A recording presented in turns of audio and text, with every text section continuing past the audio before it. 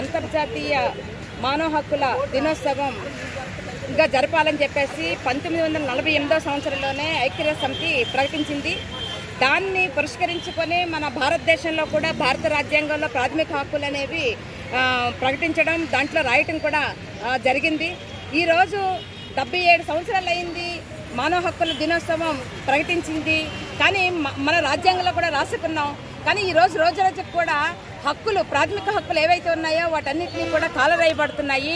ఈరోజు జీవించే హక్కు, అలాగే జన్మించే హక్కు, తిండి హక్కు, విద్యా హక్కు, పని హక్కు, ఇవన్నీ కూడా హక్కులకి భంగం కలిగిస్తూ ఈరోజు ప్రభుత్వ విధానాల మూలంగా రోజుకి కూడా ఆ హక్కులకి భంగం కలుగుతుంది. ఈరోజు భావ ప్రకటన స్వేచ్ఛ అనేది లేదు.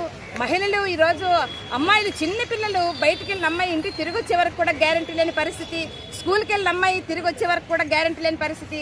అంటే అమ్మాయికి రక్షణ కూడా ఈరోజు పెద్ద కరువయ్యే పరిస్థితి ఏర్పడుతుంది. కాబట్టి ఈరోజు హింస లేని సమాజం ఏర్పడాలి.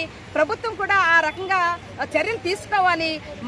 నిజంగా సమాజంలో సగభాగంగా ఉన్న మహిళా హక్కులు కాపాడబడితే మానవ హక్కులు కాపాడబడతాయని చెప్పేసి ఈరోజు ఐద్వా, సిఐటియు, డివైఎఫ్ఐ, ఎస్ఎఫ్ఐ కూడా భావించి ఈరోజు దేశవ్యాప్తంగా కూడా అన్ని పట్టణాల్లో కూడా ఈరోజు పెద్ద ర్యాలీలు, సదస్సులు కూడా నిర్వహించడం జరుగుతుంది.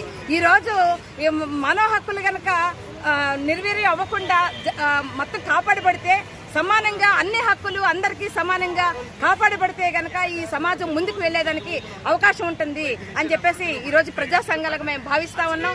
ఈరోజు కులాల పేరుతోటి, మతాల పేరుతోటి, భాష పేరుతోటి, సంస్కృతి పేరుతోటి ఈరోజు ప్రాథమిక హక్కులకి భంగం కలిగించే విధంగా బీజేపీ అధికారంలోకి వచ్చిన తర్వాత ప్రాథమిక హక్కులకి, కనీస ప్రాథమిక హక్కులు భంగం కలిగించే విధంగా మనువాద సిద్ధాంతాన్ని ముందుకు తీసుకొచ్చి బీజేపీ విధానాలు అనేవి ఉన్నాయి.